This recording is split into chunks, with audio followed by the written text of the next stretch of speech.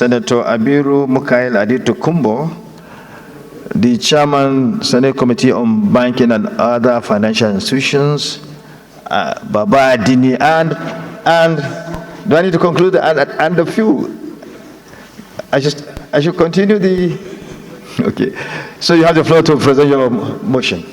Thank you, Mr. President. My name is Adetokunbo Abiru, and I represent Lagos East. Mr. President and my distinguished colleagues, it is my honor and it is an honor and privilege to lead the debate on the bill on factoring assignments and receivables financing bill of 2023 for the second reading.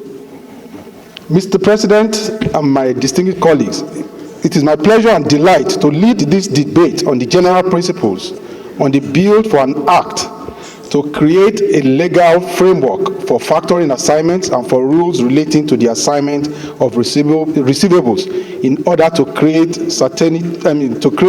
transparency and also ensure adequate protection for the interest of creditors, debtors, and in order to promote the availability of capital and credit and to facilitate both domestic and international trade for related matters.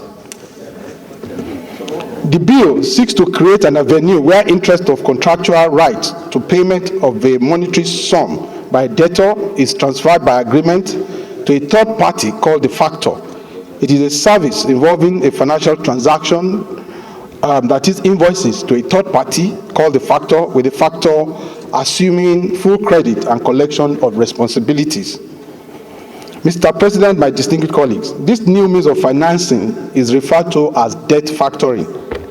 Debt factoring is simply put the sale of receivables by one entity due from another party to a third party known as the factor, and it is done at a discounted price for immediate cash. Mr. President and my distinguished colleagues, factoring is recognized as a type of supplier financing in which firms sell their credit-worthy accounts receivable at a discount and receive immediate cash. And basically, it is a practice whereby a company, having supplied goods to a buyer, then goes ahead to sell the invoice to a third party who assumes the responsibility of collecting the debt owed to the supplier. It is essentially, a means of providing working capital for micro, small, and medium enterprises so that their operation cycle can be faster.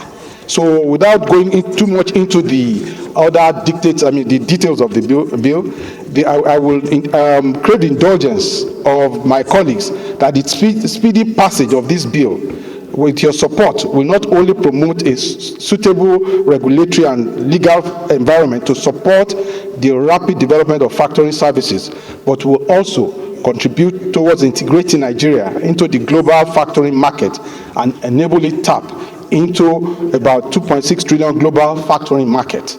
Mr. President, distinguished colleagues, this bill has no financial implication and no compendium is attached as required by Order 76, Sub 3 of the Senate Standing Orders as amended.